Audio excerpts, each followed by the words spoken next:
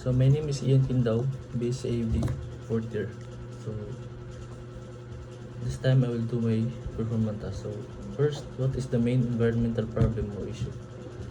So in Marihangin, Bungsok, Balabac, their primary environmental issue is the displacement of indigenous people, particularly in Mulbog, Cagayan Silio, and also in Palawan. So from their ancestral land and water, so this is due to an ecology luxury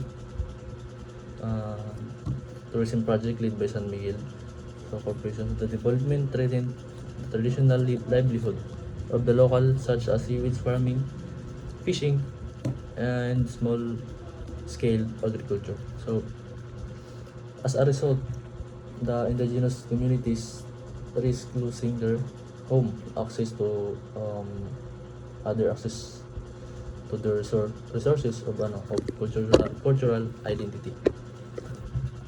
So number two, what laws are related or relevant to the problem or issues? So this so the Republic Act number 8371 Indigenous. So the Republic Act number 8371 Indigenous People Right Act or IPRA of 1997. So this law protect the rights of indigenous people and also their cultural communities. So this act this this law is ensuring their ownership and control over ancestral land, and also promoting their cultural integrity. So might be and also their determination to yun. So the situation in Marihangin is a clean violation of this act, as it disregard the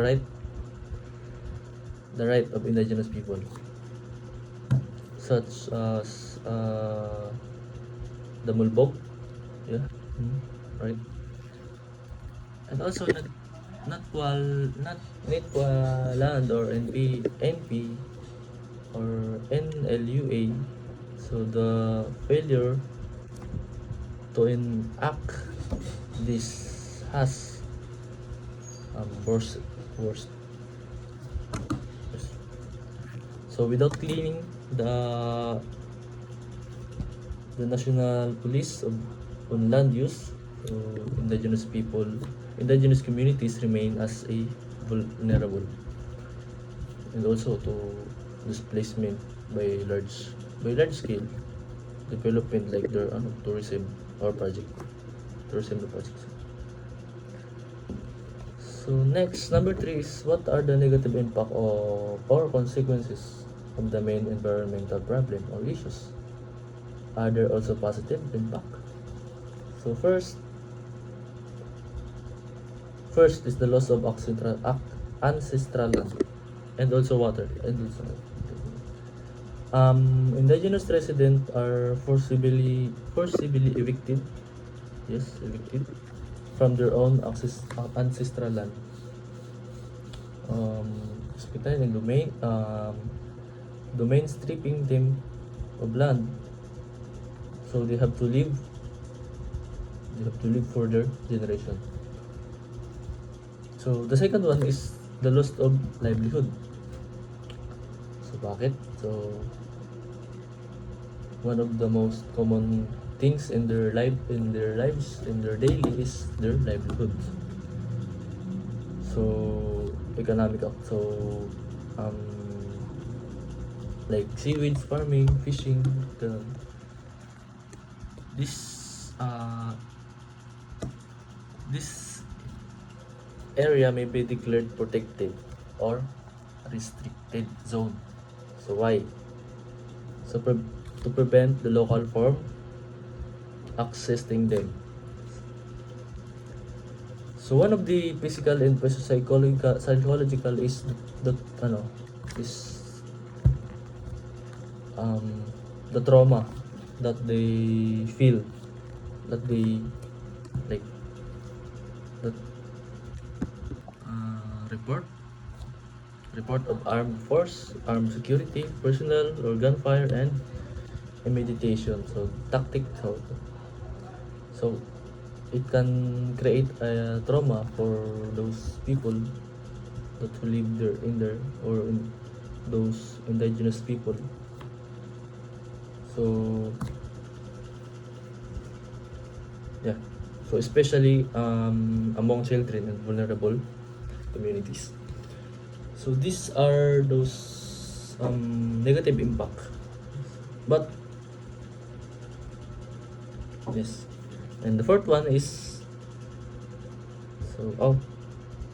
yes, the fourth one. So what solution or mitigation measure can you propose to solve the problem or issue, or how you can change their positive impact? So paano? So how? First things first is stop the ecotourism project. So this uphold or uphold the indigenous right, especially the national mission, um, mission in indigenous so people. So they must take an action to ensure that the indigenous people right may respected and also be protected. So number 5, what are your key takeaway or learning insight from the article news documentary? So first, do respect and value every individuals. Yes, especially in indigenous people who lives to on that area. Oh, yes, ma'am. And also protect the right of indigenous people. Law like IPRA exists to safeguard the welfare of indigenous communities. So it is vital to defend their land and culture and also the identity against expectation and displacement. So that's all. Thank you.